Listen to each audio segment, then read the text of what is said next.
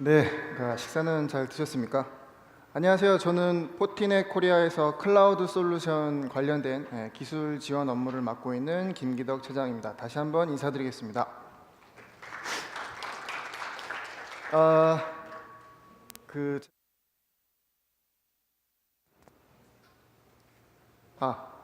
죄송합니다. 제가 오늘 여기 참석해주신 분들하고 조금 이야기해보고 싶은 주제는 멀티 클라우드에 관련된 보안 이야기입니다. 멀티 클라우드라는 개념을 아시는 분도 계실 것 같고 처음 듣는 분도 계실 것 같은데, 일단은 저희가 현재 잘 사용하고 계시는 클라우드 환경에서 어떻게 멀티 클라우드 환경으로 변화를 하고 있는지를 좀 알아보면서 그에 관련된 보안 이슈들이 뭐가 있는지 알아보는 세션을 가졌으면 합니다. 그래서 우선 클라우드가 어떻게 변화하고 있는지 저희가 한번 알아볼 거고요. 말씀을 드려볼 거고, 두 번째로 멀티 클라우드 환경에서는 기존의 클라우드 환경에서 고려하지 못했었던 어떤 보안 이슈들이 있을까, 그런 것들을 제가 한번 되짚어 볼 거고요. 그 다음에 그와 관련된 솔루션이나 어떤 구성 방안 또는 전략이 어떻게 수립이 되어야 되는지 그런 것들을 한번 이야기해 보도록 하겠습니다. 그리고 마지막으로 이제 멀티 클라우드 레퍼런스 보안 아키텍처에 관련된 자동화 관련 데모를 영상으로 보시면서 그런 기능들을 소개해 드리는 시간을 가졌으면 합니다. 그래서 우선 클라우드 환경이 어떻게 변화하고 있는지를 좀 말씀을 드리려고 하는데요. 저희 포티넷에서 참조하는 이제 리서치 기관에서 이제 조사를 한 결과입니다. 기존의 클라우드 환경을 잘 사용하고 계시는 이유 중에 가장 큰 이유들은 비즈니스 민첩성 그리고 시스템 가용성, 이런 두 부분 정도가 되겠죠. 그래서 신규 비즈니스를 런치를 하고 싶으실 때 딜리버리 지연 없이 신규 사업을 퍼블릭 클라우드에 런치를 할 수가 있고, 그 다음에 증가하는 서비스 트래픽을 다이나믹하게 늘리거나 줄일 수 있는 서비스 가용성이 가장 큰 이유가 됩니다. 이런 클라우드의 장점을 멀티 클라우드로 변경이 되면서 특정 부분들이 이슈가 발생을 하게 됩니다.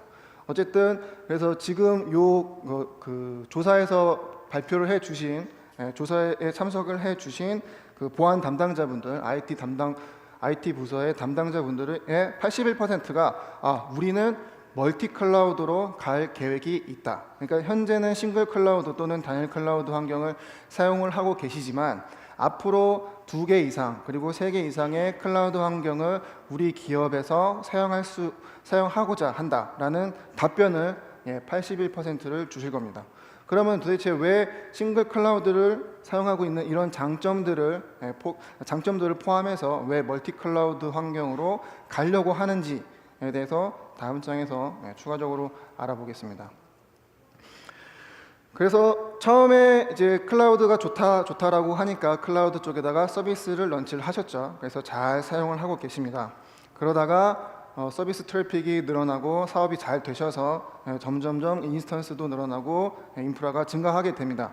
그러다가 점점 더 잘 돼서, 예를 들면은 중국 쪽에서 뭔가 그 해당 서비스 사업에 대한 니즈가 발생을 했습니다. 근데 여기서 이제 저희가 신규 클라우드를 새로 또 구성해야 되는 이유가 하나 나오는데요. 중국 같은 경우는 사실 저희가 잘 알고 있는 AWS나 에이주어 같은 퍼블릭 클라우드보다는 알리바바 클라우드라는 클라우드 플랫폼을 훨씬 더 많이 사용하고 계십니다. 그래서 중국 담당자한테 연락이 오기를, 예를 들어서 중국 담당자한테 연락이 오기를 우리는 AWS랑 에이주어를 사용하고 싶지가 않고 알리바바 클라우드를 사용하고 싶어. 그런 이제 요구사항이 생기는 거죠. 그러면은 이 인프라 서비스를 계획하는 전략가 입장에서는 알리바바 클라우드를 구성을 하게 되게 되는 거죠. 그리고 또 하나의 이슈는 하나 단일 클라우드 인프라만 사용을 했을 때 약간 불안하다. 그래서 DR 개념 또는 백업 개념으로 신규 클라우드 인프라를 런치하고 싶다라고 해서, 실제로 저희 고객사 중에서 게임사 쪽 고객사 분이 계신데 아마존에서 메인 서비스를 하시고 에이주어를 백업 DR 센터용으로 사용을 하시는 케이스가 발생을 실제로 하셨었거든요. 그래서 그런 케이스가 이제 그 두 번째 케이스가 될 수가 있고요. 그 세 번째로는 비용적인 측면이 좀 발생할 수가 있습니다. 요 같은 경우도 저희 실제 항공사 고객사 쪽에서 이런 요구사항을 해주셨는데, 실제로 또 A라는 클라우드 플랫폼을 사용을 하셨는데 어떤 다른 클라우드 플랫폼에 가니까 거기에서는 이제 데이터베이스 사용에 대해서 굉장히 할인을 해주더라.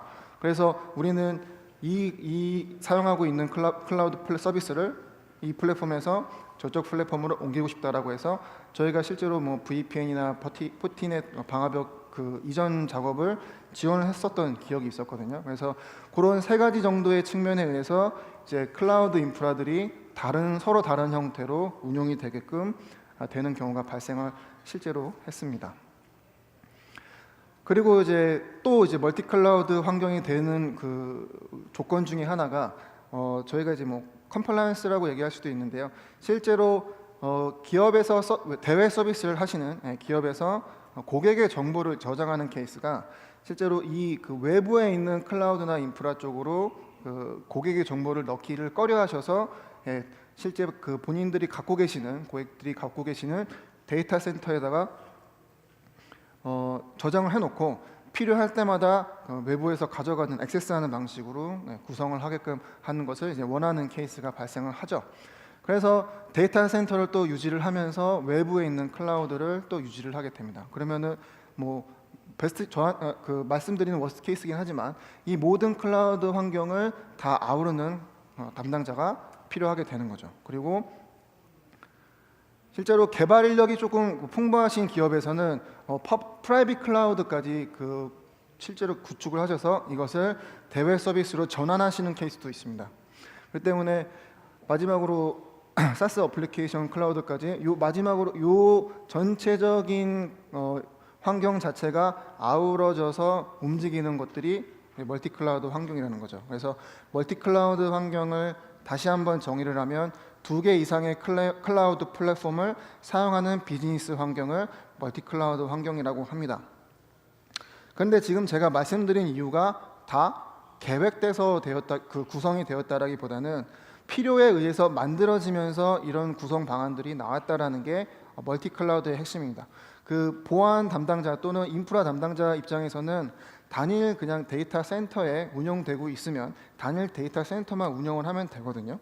근데 여러 가지 요인에 의해서 이 외부적인 클라우드 플랫폼 또는 외부 인프라들이 구동이 되다 보니까 보안 부서의 의지와는 상관없이 외부에 있는 보안까지 보안 담당자께서 책임을 져야 되는 환경이 발생을 하는 게 이슈가 좀 될 수가 있습니다. 그래서 조금 더 이제 멀티 클라우드 환경에서 보안 이슈에 대해서 조금 더 알아보도록 하겠습니다. 요거는 이제 IDC라는 조사 기관에서 2020년까지 어떤 클라우드 인프라나 어떤 클라우드 환경에서 보안적인 이슈 또는 어떤 주요 고려 사항이 있는지에 대해서 이제 조사를 한 결과인데요. 2가지 정도를 말씀드릴 수 있을 것 같습니다. 첫 번째로 2020년까지는 기업의 약 90% 정도가 멀티 클라우드 환경에 노출이 될 것이다. 그리고 그 노출된 기업은 멀티 클라우드 리소스에 관련된 관리에 대해서 관심이 있을 것이다라는 게 제 IDC 리포트에서 첫 번째로 나온 결과고요.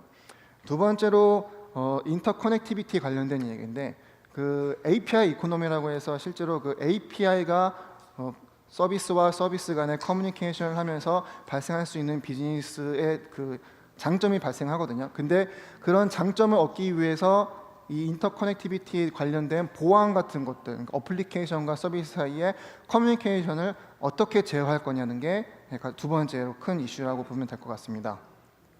예를 들어서 제가 특정 상호를 말씀드리진 않겠지만 지금 저희 가장 퍼블릭 클라우드를 가장 많이 사용하고 있는 레퍼런스 중에서 스트리밍 서비스를 하는 동영상 스트리밍 서비스를 하는 기업이 있는데 그쪽에서 이제 서비스를 여러 가지로 굉장히 분류를 해놨습니다. 마이크로 서비스라고 말씀을 하시더라고요. 그래서 마이크로 서비스 그 단위마다 이 서비스는 저쪽 서비스랑 연동이 돼야 되고 이쪽 서비스는 또 다른 서비스로 연동이 돼야 됩니다. 근데 이렇게 종 대 종으로 연결되어지는 그 API 커뮤니케이션들이 많아지면 많아질수록 실제로 뭐 저희는 이제 네트워크 얘기를 하면 풀메시 형태로 모든 그 커넥티비티에 연관을 해야 된다는 거죠.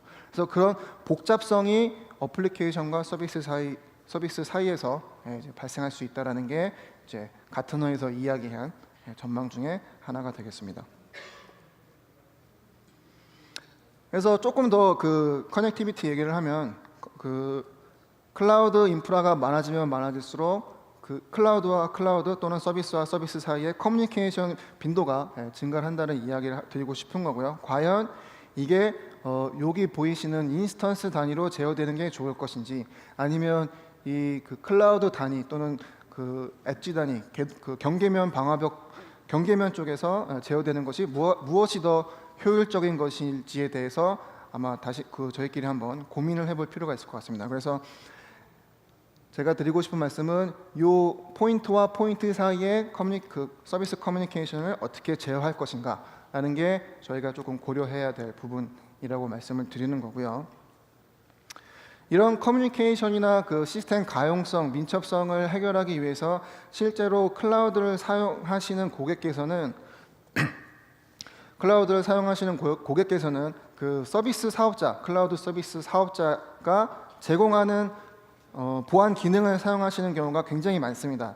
뭐 특정 예를 들면 이제 시큐리티 그룹이라는 이제 AWS 인스턴스 그 보안 기능이 있죠. 그래서 그런 것들을 사용하시면은 사실 뭐 물리적인 그 확장이나 축소의 제약이 없이 간편하게 사용을 하실 수가 있는데 이게 모든 것을 해결해 주진 않습니다. 그래서 예를 들면은 그 방화벽 기능에서는 실제로 허용되는 액션 기반으로만 제어가 되고요.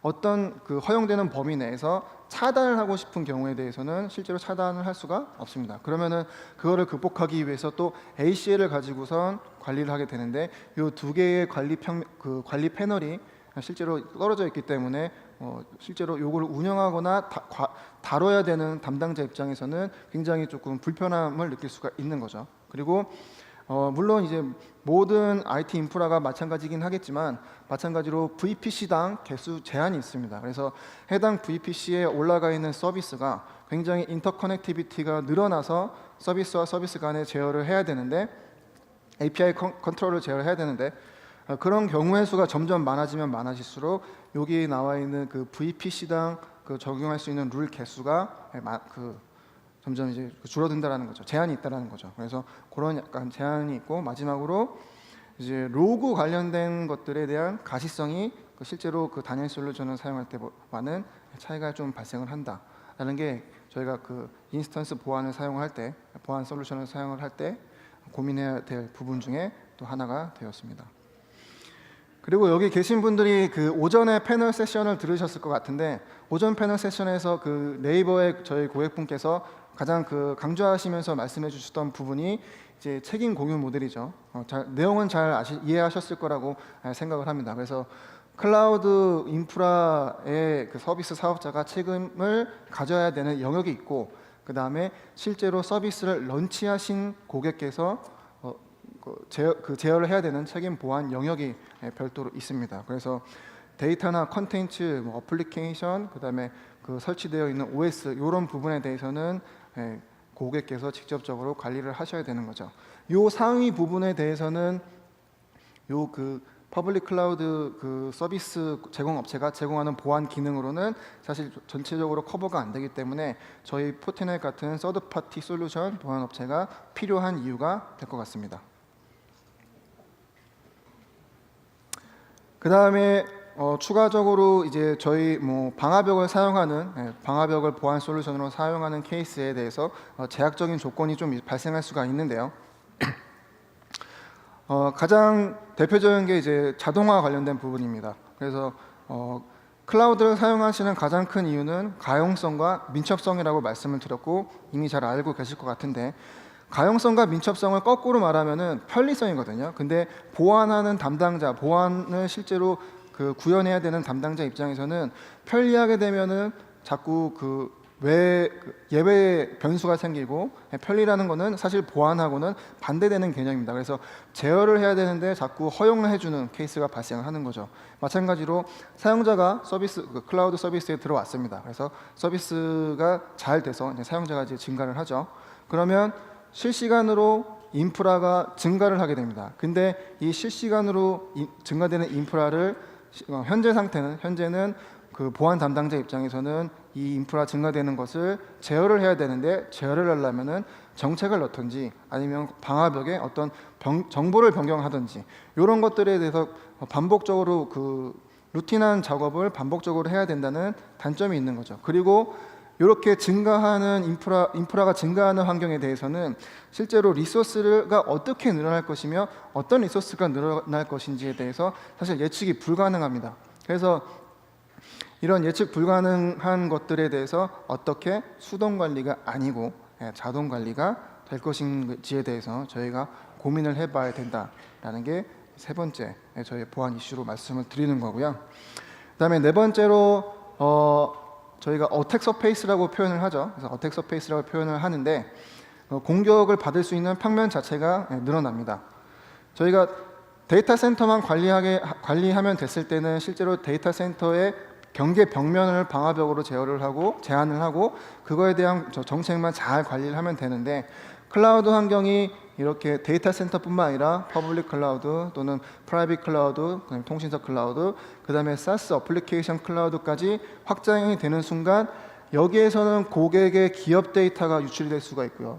여기 이쪽 그 퍼블릭 클라우드랑 통신사 클라우드 쪽로는 또 다른 그 유입되는 경로가 발생을 하게 됩니다. 그래서 어택 서페이스가 전반적으로 늘어나는 단점 때문에 보호 영역을 저희가 어떻게 쉽게 그리고 가시적인 것들을 볼 수가 있는지에 대해서 고민을 해봐야 된다라는 게 일단 보안적인 이슈에 대해서 말씀을 드리는 부분이고요. 그래서 제가 앞에 이렇게 중얼중얼 얘기를 했는데 그 세 가지 정도로 요약을 했습니다. 그래서 클라우드와 클라우드 간의 통신이 증가함에 있어서 그런 커넥티비티 또는 엔드포인트 간의 커뮤니케이션을 어떻게 제어할 것이며 그런 것을 복잡하지 않게 제어를 할 것인가가 이제 첫 번째 제가 말씀드리는 보안 이슈고, 두 번째는 가용성과 민첩성 때문에 클라우드 인프라로 넘어왔는데 반대로 가용성과 민첩성 때문에 너무 자주 바뀌는 보안 홀이 생겼습니다. 인프라가 너무 자주 바뀌다 보니까 이거를 청크 단위로 또는 어떤 서브넷 단위로 보안 정책을 걸었는데, 실제로 보안 담당자 입장에서는 그런 그룹 단위로 이루어지는 보안 정책은 사실 별로 바람직하지가 않기 때문에 그런 것들을 어떻게 효율적으로 또는 세밀하게 제어할 수 있는지에 대해서 인프라 환경에 대한 변화를 조금 고민해 보자라는 게 이제 두 번째 이슈고요.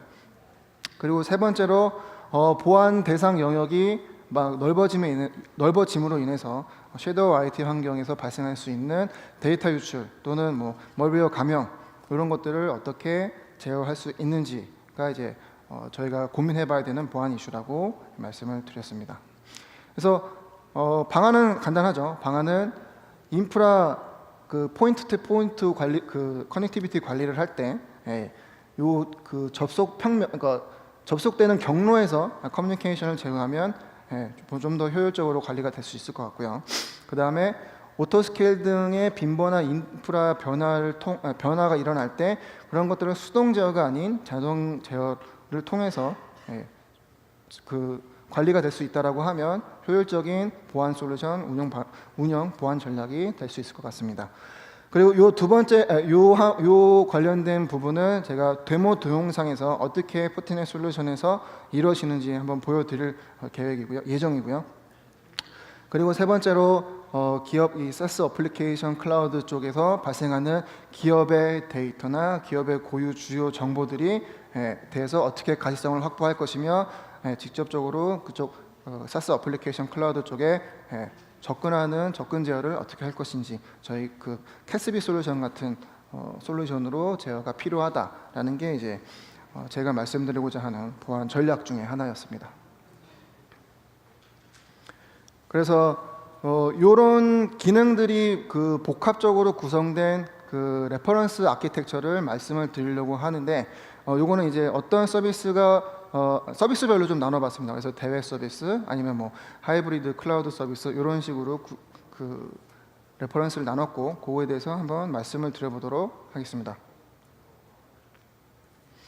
첫 번째로 이제 대외 서비스 인프라죠. 그래서 여기서 필요한 솔루션은 저희가 3개 정도로 말씀을 드릴 수 있을 것 같습니다. 그래서 방화벽, 엣지 땅의 보더단에 위치하고 있는 경계면 방화벽, 그 다음에 포티 클라이언트라고 말씀을 드렸지만 실제로 호스트에 설치되어 있는 에이전트, 그 다음에 세 번째가 사스 어플리케이션. 이건 약간 옵셔널하게 될 수가 있을 것 같은데 포티 캐스비 같은 캐스비 솔루션 같은 것들이 이제 3가지가 필요할 것 같고요. 이 그 대외 서비스 인프라에서 서드 파티 솔루션이 필요한 목적은 퍼블릭 클라우드 또는 클라우드 서비스 자체에서 제공되는 보안 기능이 커버할 수 없는 영역을 커버하고 기업의 데이터를 이제 보호하기 위한 그 목적이라고 볼 수 있을 것 같고요. 그 다음에 가장 중요하게 말씀드리고 싶은 건 이제 외부 리소스와 또는 클라우드죠. 외부 리소스와 연동이 될 때 이 포인트와 포인트로 제어하다기보다는 이 경계면의 위치에서 제어를 해 주십사 하는 게 이 보안 아키텍처의 가장 키 포인트입니다. 그래서 그 커뮤니케이션, 그 어플리케이션 간의 커뮤니케이션 제어 및 상위 레이어의 보안 기능을 제공할 수 있는 부분이 있고요. 그리고 오토메이션 관련된 부분에 있어서 인스턴스가 다이나믹하게 변화할 때 오브젝트를 다이나믹하게 똑같이 업데이트 변화시킬 수 있는지 그런 부분들을 좀 주요 이쪽에서 커버를 해야 되는 내용이고요. 그리고 에이전트를 말씀을 드리려고 하는데 에이전트는 단순히 그 호스트에 대한 보안에 대한 것만 얘기하는 게 아닙니다. 일단 뭐 저희 제품에 대한 얘기긴 하지만 포티 클라이언트를 사용했을 때 저희 그 방화벽과 연동되는 케이스가 발생을 해서 방화벽에게 이 호스트에 발생한 취약점은 어떤 것이며 이 발생된 취약점 가지고선 스코어링을 할 수도 있고 아니면은 이쪽에서 이 호스트에서 발생한 트래픽이나 연동 정보 등에 대한 정보를 이제 방화벽으로 업데이트를 해서 그 업데이트된 정보를 방화벽 단일 콘솔로 관리할 수 있는 게 장점입니다.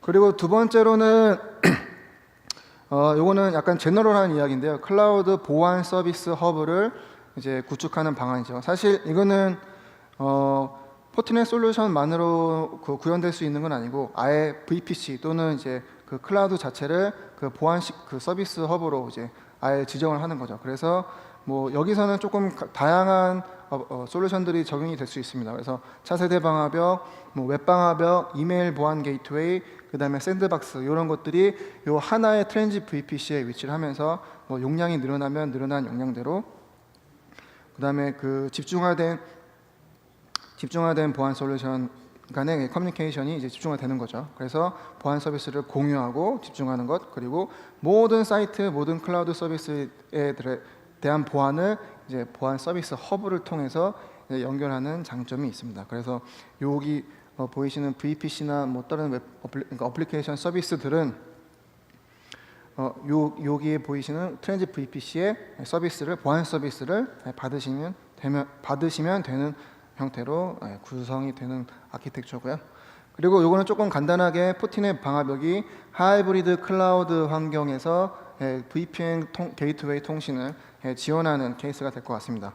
이 케이스 같은 경우는 여기는 하드웨어 플랫폼이 위치할 거고 여기는 이제 그 VM 방화벽이 위치하게 될 텐데 여기에서는 실제로 하이브리드 클라우드가 발생할 수 있는 2가지 케이스가 있는데 첫 번째는 아까 말씀드렸던 개인 정보를 클라우드 환경에 넣을 수 없을 때, 두 번째는 데이터 센터에 구축되어 있는 서비스를 점진적으로 퍼블릭 클라우드 또는 외부 클라우드 쪽으로 이관을 할 때 이런 하이브리드 클라우드 서비스가 인프라가 발생할 수가 있고요. 그랬을 때 요 VPN 관련된 구축될 수 있는 솔루션이 포티넷 방화벽이 있다라는 이제 레퍼런스 아키텍처 중에 하나였습니다. 그리고 마지막으로 좀 간단한 그 이야기고 아까 말씀드렸던 그 기업의 주요 정보들이 그 사스 클라우드에 운영되고 있는 어플리케이션에서 교류되고 있는 케이스가 발생할 수가 있는데요. 그때 이제 악성 코드나 뭐 데이터에 대한 유출을 캐스비 같은 솔루션 가지고서 이제 제어를 해야 되는 것들이 여기 지금 저희가 멀티 클라우드 환경에서 제어해야 되는 어플리케이션 그 보안까지 제어해야 되는 아키텍처 중에 하나라고 말씀을 드릴 수 있을 것 같습니다. 그래서 제가 조금 전에 말씀드렸던 그 세 가지 보안 이슈 중에 중간에 위치했던 자동화 관련된 데모 영상을 한번 보여드리고 이제 세션을 마칠 건데요. 약 한 8분 정도 동영상이 준비되어 있습니다. 그래서 시나리오는 여기가 이제 저희 사무실이고요. 데이터 센터라고 예를 들고 여기는 이제 퍼블릭 클라우드의 그 웹 서비스를 올려놨습니다. 그래서 데이터 센터와 퍼블릭 클라우드 간의 커넥션을 이제 그 방화벽으로 제어를 하는 환경인데요. 그때 동적으로 인스턴스가 늘어나게 됩니다. 그러면은 만약에 보안 담당자라고 하면 여기에 있는 정책들을 수정을 한다든지 아니면 뭐 허용을 한다든지 뭐 제어를 해야 되는데 그런 것들을 여기 SDN 커넥터라는 기능으로 업데이트를 자동으로 업데이트를 하는 것을 이제 제가 데모로 보여드릴 거고요. 그리고 추가적으로 만약에 여기 허용되는 서비스 중에서 뭐 용도가 변경이 됐든 아니면 어떤 특정 뭐 이슈가 있어서 제한을 해야 된다든지 그런 이슈에 대해서 어떻게 자동으로 접근 제어가 되는지에 대해서 추가적으로 보여드릴 거고요. 마지막으로 인프라 가시성에 대해서 추가적으로 제가 확인을 보여드리도록 하겠습니다. 그 SDN 커넥터라는 용어가 갑자기 나와갖고 제가 간단하게만 말씀을 드리려고 하는데 저희가 시큐리티 패브릭이라는 용어를 옆에 세션에서도 하고 계시고 저희도 주로 이야기를 하고 있습니다. 패브릭이라는 개념이 이제 그 단일 보안 솔루션이 아닌 여러 보안 솔루션들끼리 위협 정보나 커뮤니케이션을 통해서 보안성 향상을 극대화하자라는 의미로 이해를 해주시면 될 것 같은데요. 그 중에서 패브릭 커넥터라는 것은 그런 부분들을 자동화하는 기능이라고 보시면 됩니다. 그래서 자동화된 기능 중에서 저희는 지금 이제 클라우드 세션이다 보니까 SDN 관련된 SDN 커넥터에 대해서 이제 말씀을 드릴 거고요. 총 6개의 그 클라우드 인프라를 제공을 합니다. 그래서 제가 오늘 보여드리려고 하는 것은 AWS에서 구현된 자동화 데모가 되겠습니다. 네, 여기 이제 비디오 동영상이고요. 데모 동영상이고 앞에 보이시는 게 AWS에 설치한 저희 방화벽 구성입니다. 그래서 여기에 이제 패브릭 커넥터라는 기능을 쓸 거고요. 이 방화벽은 IPsec VPN으로 저희 사무실과 오피스와 클라우드 환경이 이제 연결이 되어 있습니다. 이해하시다시피 하이브리드 클라우드 환경이죠. 그래서 패브릭 커넥터라는 것을 클릭해서 보면 이렇게 SDN 커넥터가 활성화가 된 것을 확인하실 수가 있고요. 제가 기존에 세팅을 해놓은 부분이라서 SDN, 뭐 SSO, 그 다음에 스래피드 같은 정보들을 동적으로 자동화해서 커뮤니케이션 하는 게 이 커넥터의 역할이라고 하시면 될 것 같습니다. 그래서 이렇게 구성이 되어 있고요. 여기서 이제 설정해야 되는 것들, 그러니까 제공해야 되는 정보들이 요렇게 보이시는 것 같은데요. AWS의 Access Secret ID, 그 다음에 Access Key, 그 다음에 리전 이름, 그 다음에 VPC ID 이런 것들을 지정을 하면 포티넷 방화벽이 여기 보시면 IAM이라는 인증 기능에 사용자 정보를 확인을 해서 방화벽이 AWS로 10초마다 트라이를 합니다. 야, 나는 너한테 발생하고 있는 인스턴스 정보를 계속적으로 받고 싶어 라고 하면서 계속 커넥션을 연결시키죠. 그래서 요 기능 요렇게 설정을 해 놓게 되면 이렇게 정상적으로 정보를 가져오는 것을 확인할 수가 있고요. 실제로 여기 웹 서비스라는 객체가 패브릭 커넥터 객체인데 커넥터 객체를 조금 보도록 하겠습니다.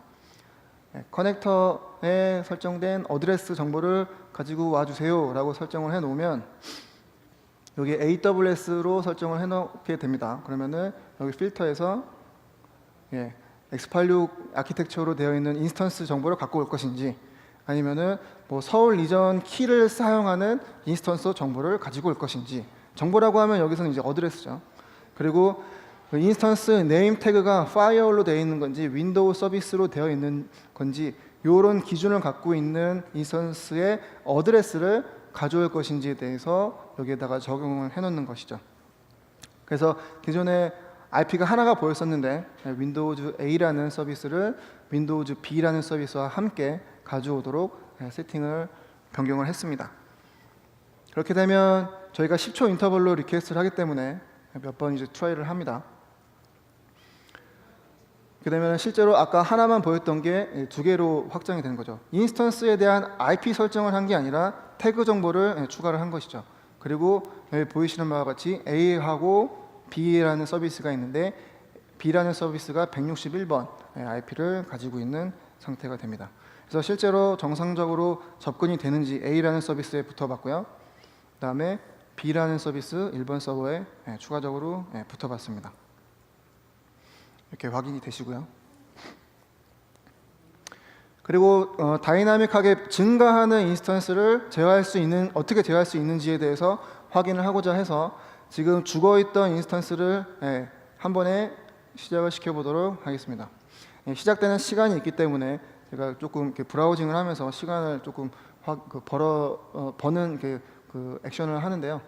여기 보시면은 요거는 이제 그 AWS 방화벽이고, 요거는 저희 사무실에 있는 방화벽입니다. 사무실에 저희 그 게이트웨이 방화벽이고요.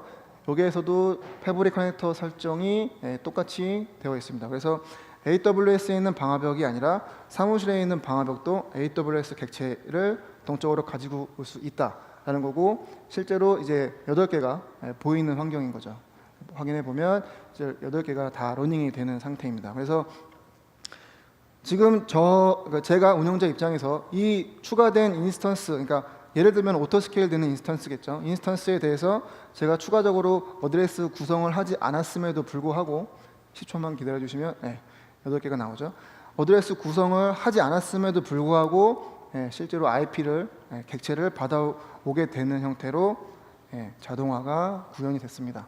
그래서 이건 이제 그 서비스가 정상적으로 되는지에 대해서 체크를 하는 환경인데, 예를 들면은 저 패브릭 어드레스 객체를 정책에다 적용해 놓고 늘어나든지 인스턴스가 늘어나든지 줄어나든지 신경을 안 쓰셔도 정책은 변동이 없을 뿐 그 적용된 인스턴스 어드레스 오브젝트에서 인스턴스 값만 바뀌게 되는 액션이 발생을 하게 되는 거죠.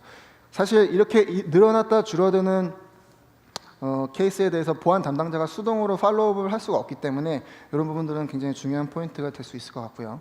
제가 말씀을 드리는 사이에 넘어갔는데 지금은 웹 서비스 B라는 서비스를 차단을 시켰습니다. 그러니까 오브젝트에서 뺐어요. 그래서 1번 서비스 A라는 서비스로는 접속이 됐고 B라는 서비스로는 이제 뱅글뱅글 이제 돌아가는 형태로 접속이 차단된 것을 확인할 수가 있습니다. 그래서 어떤 특정 인스턴스의 서비스 용도가 변경되는 케이스에 대해서 이렇게 자동으로 제어가 된다는 것을 보여드리는 거고요.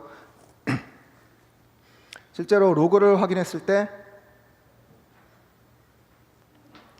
보이시는 바와 같이 디나이 되는 로그를 확인할 수가 있습니다. 여기 이제 허용되는 거는 제가 이제 백그라운드로 그 스크립트를 돌려놔서 계속적으로 허용 로그가 발생을 하게 된 부분이고요. 그래서 자동화 관련된 부분은 이 정도까지 지금 말씀을 드릴 수 있을 것 같고요. 세 번째로 말씀드리려고 했었던 거는 클라우드 환경에서의 가시성입니다. 이 가시성은 단순히 이제 뭐 클라우드 환경의 가시성뿐만이 아니라 사무실 또는 이제 오프라인에 있는 가시성이 클라우드 환경으로 확대된 케이스를 말씀을 드리고자 하는 거고요. 이게 이제 AWS 방화벽인데 여기에 제가 아까 접속을 시도하려고 했었던 웹 서버들이 이렇게 그래프화돼서 디스플레이가 되고 있고요. 여기서 보는 게 또 중요하지만 실제로 저희 데이터 센터에서 실제로 어떻게 보이는지 확인해 보도록 하겠습니다. 여기 우하단에 보이시는 요게 이제 VPN 인터페이스를 통해서 AWS 방화벽과 연결되어 있다는 그 GUI고요. 제 소스 IP를 기준으로 검색을 했을 때 여기 사무실 내부 방화벽에서 제 그 IP가 확인이 되고요. 제 정보가 이렇게 디스플레이가 됩니다. 그리고 그게 이런 식으로 연결된다라는 거를 이런 토폴로지 뷰를 통해서 가시적으로 확인이 가능한 것이죠. 그래서 여기에서도 마찬가지로 그 AWS에 있는 서버 인스턴스들에 대한 정보를 사무실 방화벽, 즉 데이터 센터 방화벽에서도 확인할 수가 있게 되게 되겠습니다. 그리고 추가적으로 그 일종의 연관관계 분석의 약간 파셜한 부분이긴 한데 해당된 소스가 어떤 그 폴리시를 탔고 어떤 인터페이스를 타고 AWS로 들어왔는지 그리고 어떤 세션을 유발시키고 있는지에 대해서 이렇게 저희 방화벽을 통해서 가시적인 내용들을 확인할 수가 있습니다. 네, 그래서 마무리를 하겠습니다. 세 가지를 말씀을 드렸고요. 클라우드 인프라 간의 커뮤니케이션이 증가하기 때문에 이것을 효율적으로 제어를 해야 되는데 에이전트나 인스턴스 단위에서 그런 커넥티비티를 제어하는 것은 복잡성이 너무 많다. 너무 증가하기 때문에 그런 것들을 방화벽 또는 보도단에서 제어하는 것을 말씀을 드렸고요. 그래서 인프라 경계, 가시성, 그 다음에 다이나믹한 인프라 변화에 대처가 필요하다. 그런 것들을 자동화라는 부분으로 말씀을 드렸고요. 세 번째로 자동화, 통합관리, 가시성 제공을 어떻게 할 것인가에 대해서 말씀을 드렸습니다. 그래서 마지막으로 저희가 그 시큐리티 패브릭에서 제가 말씀드린 세션은 클라우드 관련된 보안과 그 파트너 연동 API 요 두 가지 부분을 가지고선 시큐리티 패브릭을 말씀을 드렸고요. 이상으로 제가 드리고자 하는 말씀을 마치도록 하겠습니다. 감사합니다.